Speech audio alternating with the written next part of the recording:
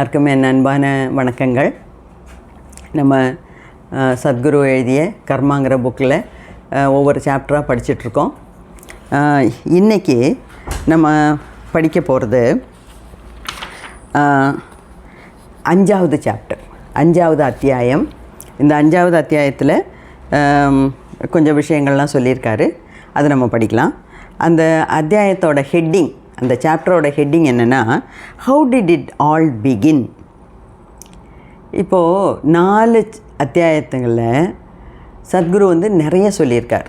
சங்கரன் பிள்ளையோட கதையில் ஆரம்பித்து நிறைய விஷயங்கள் சொல்லிட்டார். அதில் இது என்னது, கர்மானா என்ன, டிஃப்ரெண்ட் டைப்ஸ் ஆஃப் கர்மா, அப்புறம் இந்த கர்மாங்கிறது பழைய மெமரி, நம்ம பூர்வீகத்திலிருந்து, நம்மளோட பூர்வீகத்திலிருந்து தான் இதெல்லாம் நமக்கு இப்போ வந்திருக்கு அப்படின்னு நிறைய விஷயங்கள் நமக்கு சொல்லி கொடுத்தாரு. ஓகேயா? இப்போது ஓகே, இதெல்லாம் நம்ம புரிஞ்சுக்கிட்டோம். இதில் என்ன எனக்கு ஒரே ஒரு சந்தோஷம்னா, சத்குரு சொன்னது எல்லாமே, சத்குருவோட இந்த புக் ரிவ்யூ ஆரம்பிக்கிறதுக்கு முன்னாடியே நம்ம எல்லாமே பார்த்துட்டோம் இல்லையா? என்ன சொல்கிறீங்க? இப்போ இது 12வது பார்ட் கர்மாவில், ஒரு 5, 6, 7 கர்மாவில், அந்த புக் ரிவ்யூவுக்கு முன்னாடியே சத்குருங்கிறது அவ்வளோ பெரிய ஒரு மகான். அவர் முக்காலமும் உணர்ந்த ஞானி. என்னை சம்மந்தித்த வரைக்கும் நான் அப்படி தான் நினைக்கிறேன். அப்போது அவர் ஒரு புக்கை எழுதும்போது அவர் என்னென்ன சொல்லியிருக்காரோ அதெல்லாம் நம்மளும் ஏற்கனவே பார்த்துட்டோம். சஞ்சித கர்மா, பிராரப்த கர்மா, ஆகாமிய கர்மா, அந்த கர்மானா என்ன, அதோட கான்சிக்வன்சஸ், அதோட விளைவுகள் என்ன, நிறைய விஷயங்கள் நம்ம பார்த்துட்டோம். சத்குருவும் அதே தான் நமக்கு நல்ல விலாவாரியாக எடுத்து கதைகள்லாம் சொல்லி, குழந்தைக்கு கதை சொல்லி புரிய வைக்கிற மாதிரி புரிய வைக்கிறார். ஓகேயா? இப்போது இந்த சாப்டரில் அவர் என்ன சொல்கிறாருன்னா, 5வது சாப்டரில் இதெல்லாம் எங்கேருந்து ஆரம்பிச்சது?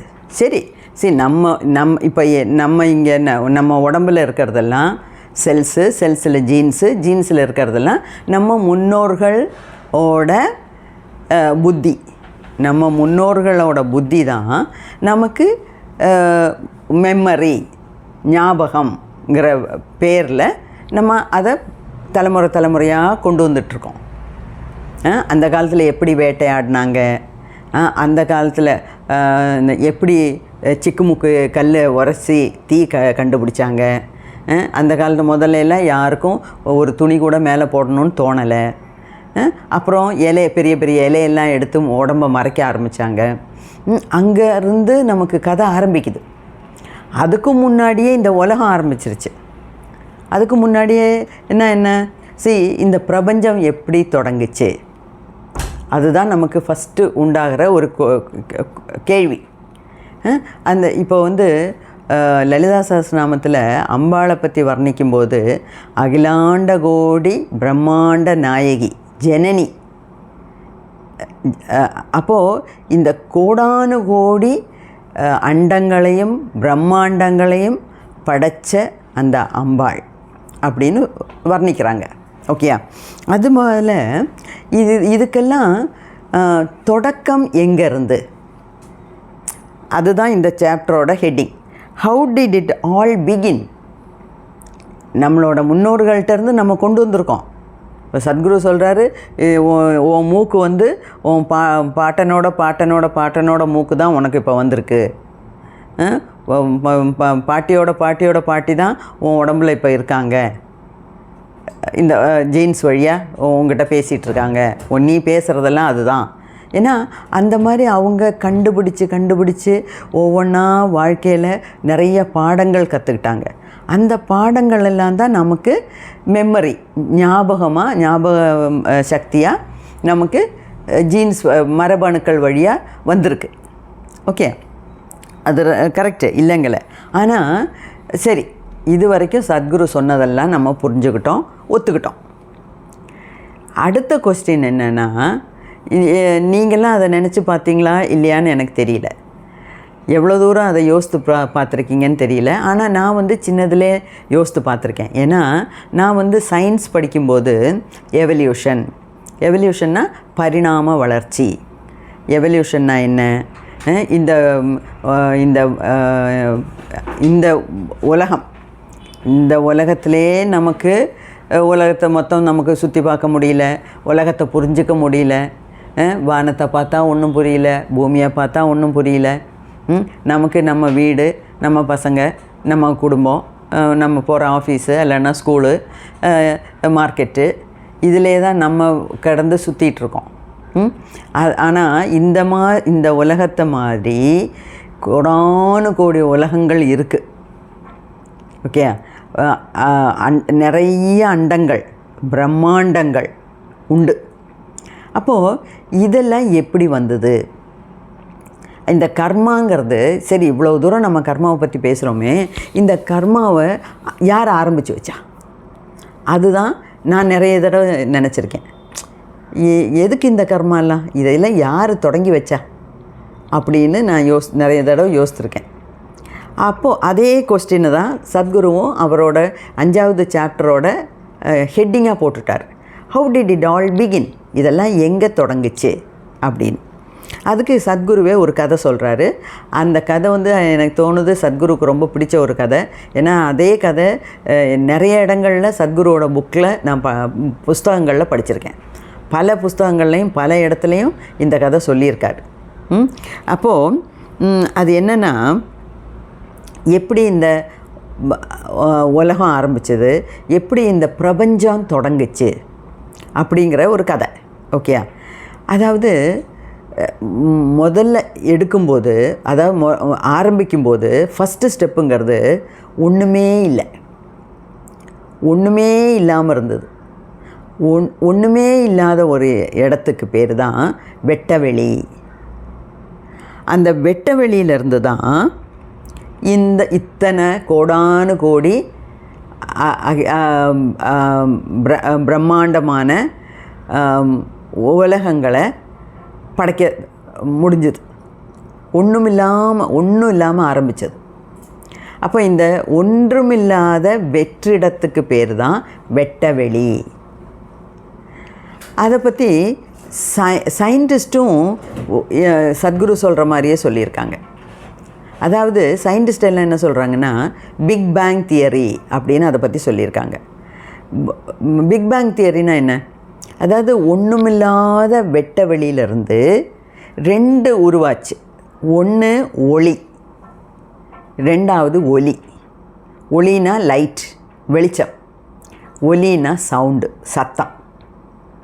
அப்போ இந்த பெரிய ஒரு சத்தம் உண்டானதை தான் பிக் பேங் தியரி அப்படின்னு சொல்கிறாங்க.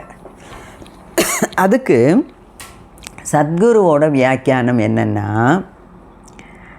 இதெல்லாம் ஆரம்பித்தது நம்மளோட கிரியேட்டர் கிட்டேருந்து.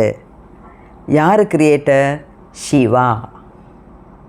அப்போ lord Shiva is the creator of the whole universe. இந்த பேரண்டத்துக்கு தொடக்கம் குறித்தது லார்ட் சிவா. வேறொரு விஷயம் இப்போ ஜஸ்ட்டு ஒரு இது சொல்லணுன்னு நினைக்கிறேன். நான் வந்து முன்னாடியே சொல்லியிருக்கேன், இந்த ஈஷா யோகா சென்டரில் சமயமான ஒரு ப்ரோக்ராம், 8 நாள் சைலண்ட் ப்ரோக்ராம். அந்த ப்ரோக்ராம் மொத்தமுமே சத்குரு மட்டும்தான் நடத்துவார். ஓகே, அப்போது அதில் நம்ம ஃபஸ்ட்டு டே போகும்போது அங்கே ஈஷா யோகா சென்டரில் இருக்க அதில் இருக்க யோகிஸும் யோகினிஸும் நல்ல பாட்டு பாடுறவங்களாம் இருக்காங்க.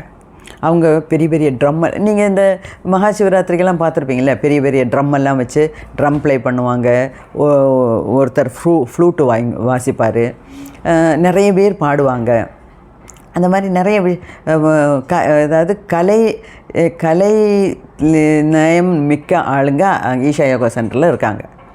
அவங்க எங்களுக்காக பாட்டு பாடினாங்க. ஒரு ஹாஃப் டே ஃபுல்லாக பாட்டு பாடினாங்க டைரெக்டாக வந்து.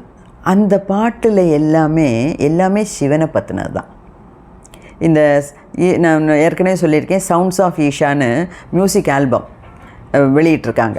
அதில் நிறைய சிவனோட பாட்டு இருக்குது. சிவனோடது, சக்தியோடது, பராசக்தியோடது எல்லாம் இருக்குது.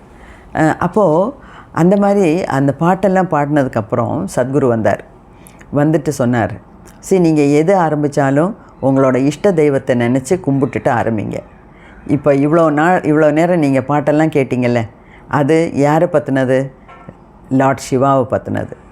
ஏன்னா நான் இந்த ப்ரோக்ராம் செய்யும்போது எனக்கு என்னோடய இஷ்ட தெய்வத்தை கூப்பிட்டுட்டு தான் நான் செய்யணும்னு ஆசைப்பட்றேன் அப்படின்னார். அப்போ நிறைய இடத்துல சொல்லியிருக்கார், என்னோடய இஷ்ட தெய்வங்கிறது சிவன் அப்படின்னு.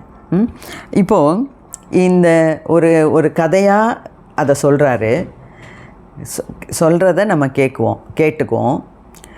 அதை நம்பணுமா வேண்டாங்கிறது நீங்கள் தான் தீர்மானிக்கணும். நம்புங்க, நம்பாட்டினா விட்டுட்டு போங்க, அவ்வளோதான். அதில் ஒன்றும் பெரிய பிரச்சனை இல்லை, ஒரு பிரச்சனையும் இல்லை. ஆனால் இப்போ நம்ம புக் ரிவ்யூன்னு பண்ணுறதுனால, ஒவ்வொரு அத்தியாயமாக படிக்கிறதுனால, இந்த 5வது அத்தியாயத்தில் அந்த மகான் என்ன சொல்லியிருக்காரு, என்ன எழுதுகிறாரு, என்ன சொல்ல வராரு அங்கிறத மட்டும் நம்ம கேட்டுக்குவோம். ஓகே, எங்கிட்ட டைரெக்டாக வந்து வல்சம்மா உங்களுக்கு இதில் நம்பிக்கை இருக்கா அப்படின்னு கேட்டு பிரயோஜனம் இல்லை. ஒவ்வொருத்தவங்களுக்கு சிலவங்களுக்கு நம்பிக்கை இருக்கலாம், சிலவங்களுக்கு நம்பிக்கை இல்லாமலும் இருக்கலாம். அது அவங்கவுங்களோட இண்டிவிஜுவல் ரைட், அவங்கவுங்களுக்கு உண்டான உரிமை. வேணும்னா எடுத்துக்கலாம், இல்லைன்னா தள்ளி விட்டுறலாம், அவ்வளோதான். இதெல்லாம் சும்மா கதை அப்படின்னு விட்டுக்கலாம். பட் இதுதான் நிறைய பேர் இந்த பிக் பேங் தியரியை சொல்கிறாங்க. யார்? சயின்டிஸ்ட்னால் விஞ்ஞானிகள். அவங்களும் இந்த பிக் பேங் தியரியை சொல்கிறாங்க. சத்குரு என்ன சொல்கிறாருன்னா, இந்த யோகி கல்ச்சரில் அதுலேயும் இதே மாதிரி தான் வர்ணனைகள் நிறைய கொடுத்துருக்காங்க. அப்போ என்ன வர்ணனை? அதாவது ஒன்றுமே இல்லாத ஒரு வெற்றிடம், அந்த வெற்றிடத்துக்கு தான் பேர் லார்ட் சிவா.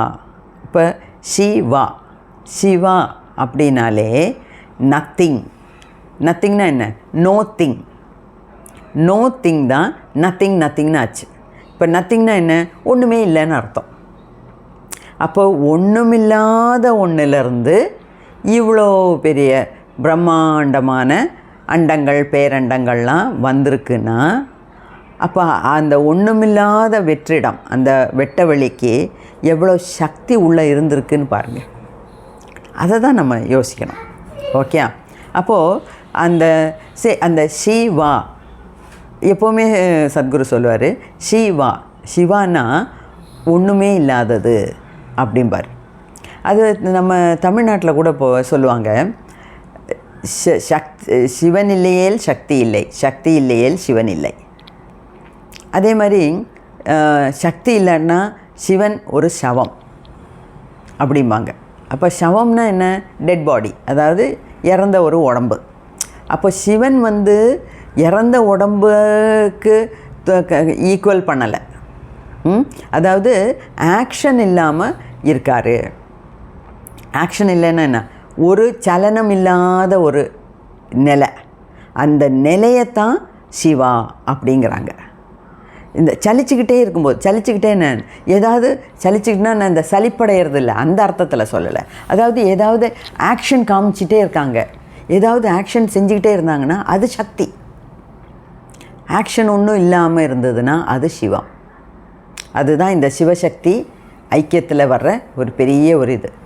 அப்போது அதே மாதிரி ஒரு கதை தான் சத்குரு சொல்கிறார். அவர் என்ன சொல்கிறாருன்னா, அப்போ இந்த தொடக்கம், இந்த அண்டம் பேரண்டம் எப்படி பெருசாக ஆச்சுன்னா, அது பெருசாக ஒன்றுமே இல்லாத வெற்றிடமாக இருக்கும்போது சிவன் அப்படியே அசையாமல் கையை காலை நீட்டி பேசாமல் படுத்திருந்தார். சரி, இதெல்லாம் வந்து ஒரு உருவகப்படுத்தி சொல்கிறது. ஓகே, அதுக்காக கரெக்டாக சிவனுக்கு எத்தனை அடி இருந்தது, எத்தனை கை இருந்தது, எத்தனை கால் இருந்தது, எவ்வளோ நீளம் இருந்தது, அந்த கணக்கெல்லாம் வேண்டாம். அதே மாதிரி இந்த பிக் பேங் தியரி எத்தனை வருஷத்துக்கு முன்னாடி உண்டாச்சு, எவ்வளோ சத்தம் வந்துச்சு, அடாடாடாடா, இதெல்லாம் தேவையில்லாத விஷயம். ஏதோ சயின்டிஸ்ட் எல்லாம் சொல்கிறாங்க, இன்னொரு சைடு மகான்கள்லாம் சொல்கிறாங்க. சத்குரு மாதிரி ஒரு பெரிய மகான் சொல்கிறாரு, கேட்டுட்டு புரிஞ்சிட்டு போயிட்டே இருக்கணும், அவ்வளோதான். ஏன்னா எந்த மனுஷனும் அந்த டைமில் உட்காந்து பார்க்கல, இப்படி மைக்ரோஸ்கோப்பை வச்சுட்டு இல்லைன்னா கண்ணை திறந்து பிக் பேங் நடக்குதா, எப்போ நடக்க போகுது அப்படின்னு நம்ம ஒன்றும் வேடிக்கை அங்கே யாரும் உட்காந்து வேடிக்கை பார்க்கல. அப்போ இருக்கிற சந்தர்ப்ப சூழ்நிலைகளை வச்சு ஆளுங்கள்லாம் பேசுகிறாங்க. ஓகே, அதில் நமக்கு ஒரு ஆர்கியூமெண்ட்டுக்கு போகிறது எனக்கு இஷ்டம் இல்லாத விஷயம். கேட்டுக்குவேன், அவ்வளோதான். ஓகே, நடந்ததுன்னா நடந்தது, இல்லைன்னா இல்லை, இப்போ என்ன அப்படிங்கிற ஒரு கண்ணோட்டத்தில் தான் நான் பார்ப்பேன் எப்போவுமே.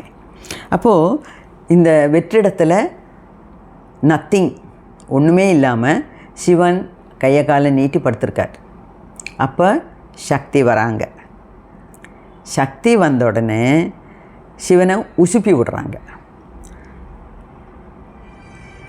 உசுப்பி விடும்போது என்ன நடக்குது? சிவன் ஒரு பெரிய லிங்க வடிவத்தில் வராங்க.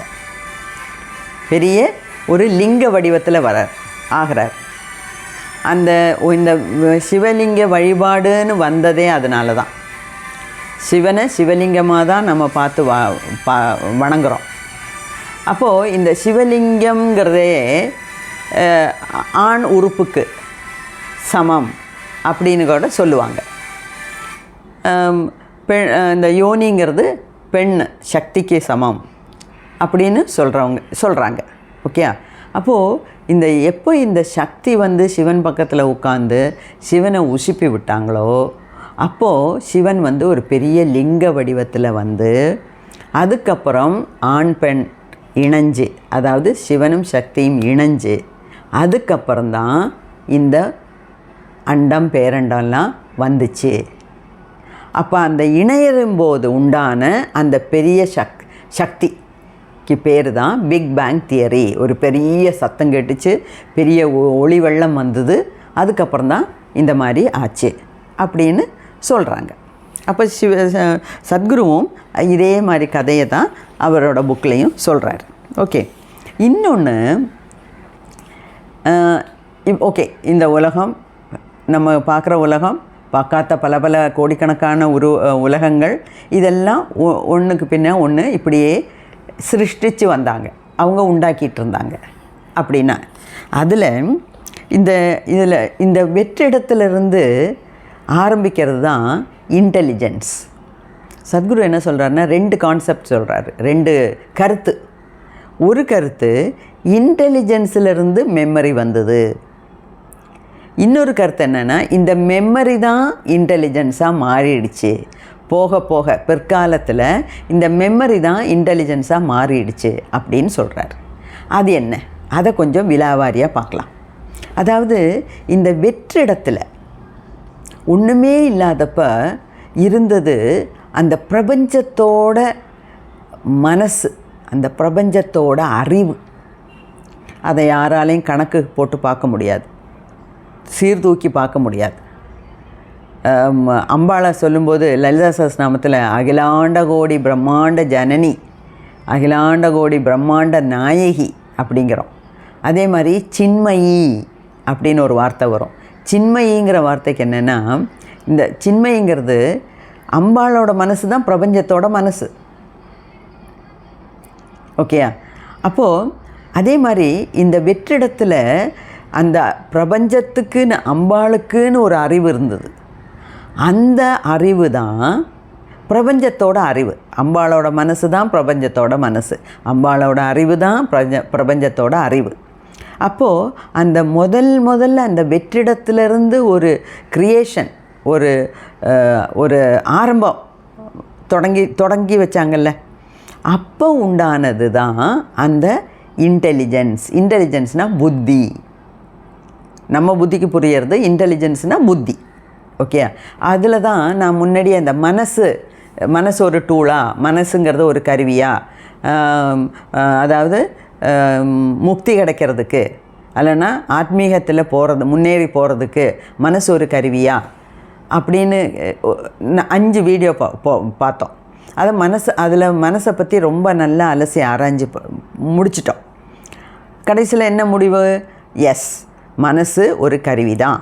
அந்த மனசை நம்ம எப்போ நோ தாட் ஸ்டேட்டில் கொண்டு வர்றோமோ அதுதான் முக்தி நிலை அப்படின்னு நம்ம முடிச்சிட்டோம்.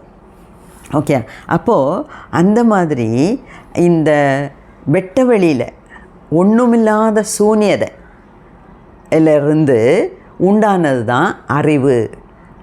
அதுதான் அறிவுன்னா புத்தி, அதுதான் இன்டெலிஜென்ஸ். அப்புறம் அந்த இன்டெலிஜென்ஸு கொஞ்சம் கொஞ்சமாக இந்த க்ரியேஷன்னா என்ன, அதாவது முதல்ல ஒன்றுமே இல்லை, அதுக்கப்புறம் இந்த கல்லாகி மண்ணாகி பூண்டாகி புல்லாகி புழுவாகி தாவரங்கள் புழுவாகி அப்படின்னு அந்த நிறைய பாட்டில் இருக்குல்ல, அந்த மாதிரி முதல்ல கல் மண் மலை நதி கடல் அதெல்லாம் உண்டாச்சு ஒன்றா. அதுக்கப்புறம் சின்ன சின்ன தாவரங்கள், சின்ன சின்ன செடிகள், கொடிகள், அப்புறம் மரங்கள், பெரிய பெரிய மரங்கள் அப்படியெல்லாம் உண்டாச்சு. அதுக்கப்புறம் தான் அனிமல்ஸ், பிராணிகள்லையும் முதல்ல உண்டானது சிங்கிள் செல் அமீபா. அதுதான் பரிணாம வளர்ச்சிங்கிறோம். சிங்கிள் செல் அமீபா, அதாவது அமீபாவோட உடம்புங்கிறது ஒரு செல்லான ஆனது. அதே சமயத்தில் நம்மங்கிறது மனுஷ உடம்புங்கிறது கோடான கோடி செல்களால் ஆனது. அப்போது ஒரு செல்லிலேருந்து எப்படி இவ்வளோ பெரிய உடம்பு, எப்படி இவ்வளோ பெரிய மனசு, எப்படி இவ்வளோ பெரிய அறிவு வந்தது, அதுதான் பரிணாம வளர்ச்சி, எவல்யூஷன். சயின்ஸில் எவல்யூஷன் அந்த எவல்யூஷனில் தான் சார்ல்ஸ் டார்வின்கிறவர் ரொம்ப ஃபேமஸாக இந்த சயின்ஸில் சயின்டிஃபிக்காக இந்த எவல்யூஷன் நடந்திருக்கு, இதை யாராலையும் மறுக்க முடியாது அப்படின்னு ஆணித்தரமாக சொல்லி வச்சார். அதெல்லாம் நாங்கள் காலேஜில் ரொம்ப டீட்டெயிலாக படிச்சிருக்கோம். சயின்ஸில் எவல்யூஷனரி தியரி, அங்கேயும் இந்த எவல்யூஷன்லேயும் நாங்கள் ஆரம்பிக்கிறது பிக் பேங் தியரியிலேருந்து தான். ஓகேயா? அப்போது இந்த மாதிரி எவல்யூஷன் நடக்கும்போது இந்த சூன்யதையிலேருந்து உண்டான இந்த இன்டெலிஜென்ஸு புத்தி கொஞ்சம் கொஞ்சமாக ஜாஸ்தியாகி அது மனுஷனுக்குள்ளே போய் மனுஷனோட ஒவ்வொரு அனுபவங்கள், ஏற்கனவே நம்ம பார்த்தோம் என்ன, முன்னாடி முதல்ல மனுஷன் எப்படி வந்தான்னா முதல்ல குரங்குகள், அப்புறம் குரங்கு, அதுக்கப்புறம் மனுஷன். முதல்ல 4 காலால் நடந்தான். அப்புறம் குரங்கும்போது இப்படி நிமிர்ந்து நிற்க ஆரம்பித்தது. கொஞ்சம் கொஞ்சமாக மனுஷங்கும்போது கம்ப்ளீட்டாக நிமிர்ந்து நம்மளால் நடக்க முடியுது. அது மட்டும் இல்லை, பிரெயின் டெவலப்மெண்ட்டு ஒவ்வொரு விஷயத்துலேயும் எவல்யூஷனில் நாங்கள் ஏகப்பட்டது படிச்சிருக்கோம். சயின்ஸில் மூளை வளர்ச்சி, பரிணாமத்தில் மூளை எப்படி வளருது அப்படின்லாம் நிறைய நம்ம படிச்சிருக்கோம். சரி, இதெல்லாம் காலேஜில் தான் போய் படிக்கணும்னு இல்லை, ஒன்றும் இல்லை. கொஞ்ச நேரம் நம்ம இப்படியே இயற்கையோடு இணைஞ்சு இயற்கையை பற்றி பார்த்து படித்தோம்னாலே நமக்கு நிறைய விஷயங்கள் புரியும். சில சமயம் நான் எங்கள் வீட்டில் சுற்றிலும் இப்படி நடக்கும்போது ஒரு சின்ன செடினா இவ்வளோ தான் இருக்கும். 2 நாள் பார்ப்பேன், 3ஆவது நாள் அதில் ஒரு சின்ன வயலட் கலர் பூ. ஆனால் அதிசயப்படுவேன், என்னடா இது குட்டியூண்டு செடியாக இருக்குது, அது பூக்க ஆரம்பிச்சிருச்சு. நம்ம பூத்துருச்சா, அதுக்கப்புறம் 2 நாளில் அதில் காய் வரும். 7ஆவது நாள் அது செத்தே போயிடும். அதோட ஆயுஸ் அவ்வளோதான். ஆனாலும் அந்த சின்ன செடிக்கு கூட ஒரு வேலை இருக்குது. என்னது? பூ பூக்கணும், காய் காய்க்கணும், அது அடுத்த தலைமுறைக்கு உண்டான விதையை ரெடி பண்ணிட்டு தான் இது சாகணும். அப்படிங்கிற ஒரு இயற்கை தத்துவம், அது இயற்கையோட தத்துவம். அந்த மாதிரி தான் நம்மளும் சின்ன இதாக வந்து மனுஷனாக வந்தோம். அது ஏற்கனவே நான் ஒரு வீடியோவில் சொன்னேன், குரங்குக்கும் நமக்கும் டிஎன்ஏ ஜீன்ஸுன்னு பார்த்திங்கன்னா 98.6% ஒரே டிஎன்ஏ ஒரே ஜீன்ஸ். பாக்கி எவ்வளோ வித்தியாசம் இருக்குது யோசித்து பாருங்கள். அதில் தான் இந்த குரங்குலேருந்து மனுஷன் இவ்வளோ வித்தியாசப்படுறான். இவ்வளோ பெரிய கம்ப்யூட்டர் இவ்வளோவெல்லாம் கண்டுபிடிச்சிருக்கான். அதெல்லாம் இந்த மூளை வளர்ச்சி தான். இந்த மிருகங்களுக்கெல்லாம் உடம்பில் வளர்ச்சி, நமக்கு உடம்பில் ரொம்ப தெம்பு இல்லை, உடம்பில் ரொம்ப சக்தி இல்லை, ஆனால் மூளை அவ்வளோ தூரம் வளர்ந்துருக்கு. ஓகே, அப்போது இந்த இன்டெலிஜென்ஸு ஒன்றும் இல்லாத சூன்யத்திலிருந்து வந்த புத்தி பாரம்பரியமாக தலைமுறையாக மாறி கை மாறி வரும்போது நம்ம அதுக்கு கொடுக்குற பேர் தான் ஞாபக சக்தி. அதாவது பாரம்பரியமாக வர்ற குணங்கள். ஞாபக சக்தினா இந்த வாய்ப்பாடு படித்தோம், அதை அப்படியே எழுதுகிறோம், அதுவும் ஞாபக சக்தி தான். ஆனால் இங்கே சத்குரு சொல்கிற இன்டெலிஜென்ஸ் லீடிங் டு மெமரி அப்படின்னா, இந்த முதல்ல தொடங்கின இந்த இன்டெலிஜென்ஸ் புத்தி காலங்காலமாக நம்ம முன்னோர்கள்ட்டேருந்து ஒன்றா அவங்க பட்ட கஷ்டங்கள், அவங்க அனுபவித்தது, நல்லது கெட்டது, இதெல்லாம் தான் நமக்கு கொஞ்சம் கொஞ்சமாக மாறி ஜீன்ஸ் வழியாக, மரபணுக்கள் வழியாக நமக்கு வந்திருக்கு. இதைத்தான் நம்ம என்னன்னு சொல்கிறோம்? மெமரிங்கிறோம். ஓகேயா? மெமரின்னு சொல்கிறோம். மெமரினா ஞாபகம். அப்போது புத்தி தான் மெமரியாக வந்திருக்கு. அது ஒன்று. இன்னொரு இன்னொரு விதமான பேச்சு என்னென்னா, இந்த மெமரியை தான் நம்ம இப்போ இன்டெலிஜென்ஸுன்னு சொல்கிறோம். அதாவது தொடக்கத்தில் உண்டானது இன்டெலிஜென்ஸ், புத்தி. அந்த புத்தியே காலங்காலமாக சேகரித்து தலைமுறையாக ஒவ்வொன்றா கொடுத்து பாஸ் ஆன் பண்ணி கொடுத்து அதை நம்ம மெமரின்னு சொல்கிறோம். நான் ஏற்கனவே சொன்னேன்ல, ஒரு குழந்தை பிறக்கும்போது அது பால் ஊட்டுறதுக்காக தாய் தன் மாரோடு அணைச்சி அந்த அந்த காம்பு எடுத்து வாய்க்குள்ளே வச்ச உடனே அது எப்படி உறிஞ்சி குடிக்குது. அதை யார் சொல்லி கொடுத்தா? எப்படி அதுக்கு தெரிஞ்சது? ஒரு குழந்தை ஒரு 4 மாதம் அது அம்மாவை பார்த்து சிரிக்குது, நம்மளை பார்த்து சிரிக்குது. அது கொஞ்சம் கொஞ்சமாக எந்திரிச்சு உட்காருது, அப்புறம் கொஞ்சம் கொஞ்சமாக தவழ ஆரம்பிக்குது, நடக்குது, ஓடுது. நம்ம ஹெல்ப் பண்ணுறோம், கைப்பிடிச்சு நம்ம ஹெல்ப் பண்ணுறோம். ஆனால் அப்போது அதுக்கு உண்டானதெல்லாம் எங்கே இருக்குது? அதோட ஜீன்ஸ்லேயே இருக்குது. நம்ம இப்போ ஒரு லாங்குவேஜ் படிக்கிறோம். இப்போ அமெரிக்காவில் பிறந்த குழந்தைங்கள்லாம் இங்கிலீஷ் படிக்குது, தமிழ்நாட்டில் பிறந்த குழந்தைங்கள் தமிழ் படிக்குது, கேரளத்தில் பிறந்த குழந்தைங்கள் மலையாளம் படிக்குது. அவ்வளோதான். அந்த ஒரு மொழியை படிக்கிறதுங்கிறது வேறு.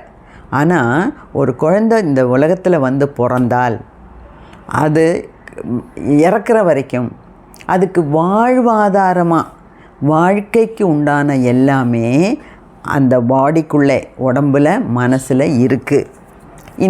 எந்த மாதிரி இருக்குது? மெமரியாக இருக்குது. ஓகே. ஆனால் இந்த பல ஜெனரேஷன்ஸாக வரும்போது இந்த மெமரியை தான் நம்ம இன்டெலிஜென்ஸுன்னு சொல்கிறோம். சரி, வேறு ஒன்றும் இல்லை. இப்போ ஒரு குழந்தை 12th ஒரு ஸ்டூடெண்ட்டு 12th எக்ஸாம் எழுதுகிறான், மார்க்கு கொடுக்குறோம். எந்த அடிப்படையில் கொடுக்குறோம்? அது ஒரு வருஷமாக படித்தது, இல்லைன்னா இந்த 12 வருஷமாக படித்ததை வச்சு எவ்வளவு தூரம் அது மெமரியில், ஞாபக சக்தியில் வச்சுருக்கோ அதைத்தான் அந்த 3 மணி நேரத்தில் எழுதி முடிக்கிறான். அதை வச்சு தான் நம்ம மார்க்கு கொடுக்குறோம், இல்லையா? அப்போது அந்த புத்தி தான் ஞாபகமாக வருது. ஓகே. ஸோ ஃபஸ்ட்டு இன்டெலிஜென்ஸ் புத்தி மெமரியாக வருது, ஞாபகமாக வருது. அதுக்கப்புறம் இந்த புத்தி எவ்வளோ இந்த மெமரி எவ்வளோ இருக்கோ அதுக்கேற்ற மாதிரி புத்திசாலிங்கிறோம்.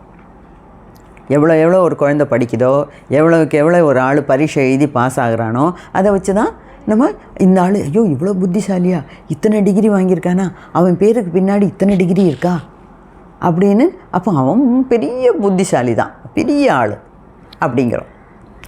ஆனால் வாழ்க்கையில் ப்ராக்டிக்கலாக பார்க்கும்போது அதெல்லாம் எப்போவும் கரெக்டாக இருக்க வேண்டியதில்லை. ஆனாலும் ஒரு 90% அப்படி தான் இருக்குது, 90% அப்படி தான் இருக்குது, இல்லையா?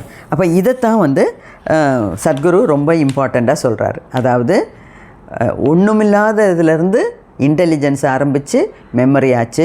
ஆனால் பின்னாடி இந்த மெமரி பொறுத்து தான் நம்ம இன்டெலிஜென்ஸு, புத்தி அப்படிங்கிறோம். அது மட்டும் இல்லை, நம்ம மனசுங்கிற வீடியோஸ் பார்க்கும்போதே சொல்லிட்டோம், மனசுங்கிறது 4 பாகமாக. அதுவும் சத்குரு தான் டீட்டெயிலாக ஒரு வீடியோவில் சொன்னார்.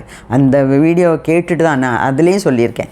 இது மெயினாக நான் இந்த வீடியோ போடுறதே சத்குருவோட வீடியோ கேட்டதுக்கப்புறம் தான் அப்படின்னு. அவர் தான் மனசையே 4 விதமாக சொல்கிறாரு.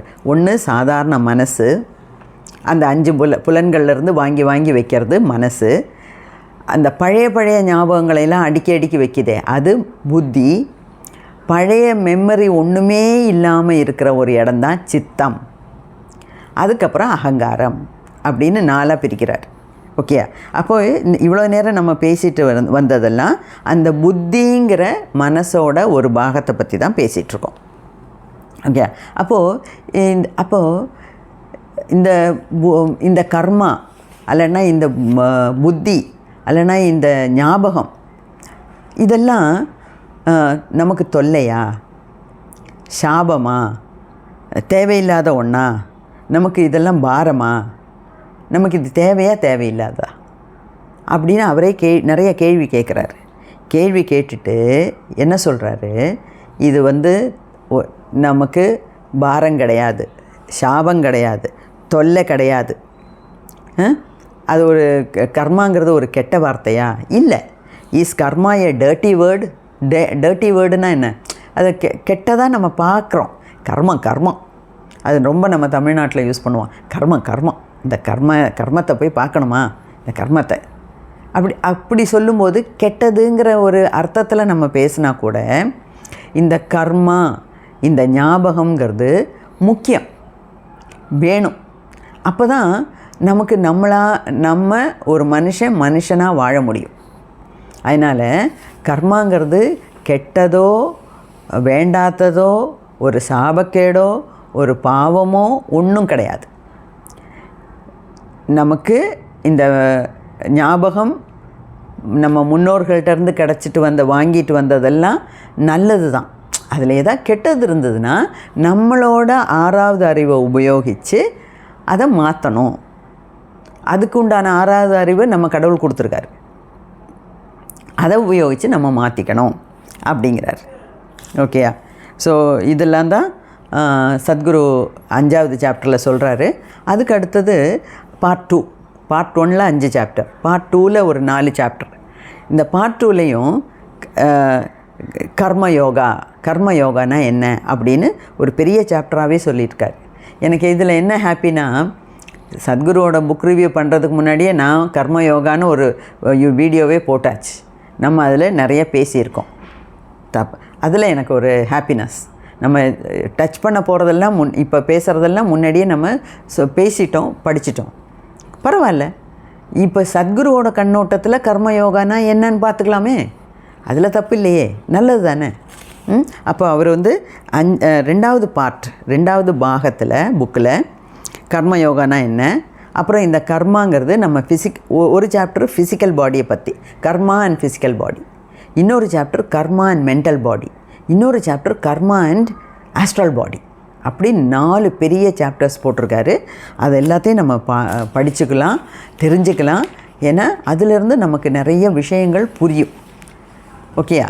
அப்போது இந்த புக் ரிவ்யூ எல்லாம் பண்ணுறது, சத்குரு மாதிரி ஒரு பெரிய மகான் இவ்வளோலாம் புக்கை எழுதி தந்திருக்காருன்னா அதை நம்ம படித்து புரிஞ்சு நம்ம டெய்லி லைஃப்பில் நம்ம நித்திய வாழ்க்கையில் அது எவ்வளோ தூரம் நம்ம உபயோகப்படுத்த முடியுமோ அவ்வளோ தூரம் உபயோகப்படுத்தணும்.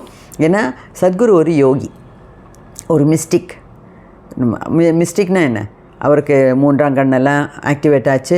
ஒரு ஆளை பார்க்கும்போதே அவரால் இந்த ஆளுக்கு எவ்வளோ சஞ்சித கர்மா இருக்குதுன்னு கணக்கு போட முடியும். அவ்வளோ பெரிய மகான். அப்போது அவர் எப்படியெல்லாம் கர்மாவை பற்றி பேசுகிறாரு, அதோட இஃபெக்ட் எப்படி அப்படிங்கிறதெல்லாம் சொல்கிறது நம்ம கேட்குறது நல்லது. ஓகே? ஸோ தொடர்ந்து என்னோடய வீடியோக்களை பாருங்கள், என்னோட இணைஞ்சு பயணம் பண்ணலாம். அப்படின்னா தான் இந்த பாக்கி 4 சாப்டர்ஸையும் நம்ம முடிக்க முடியும். ஓகே? நன்றி.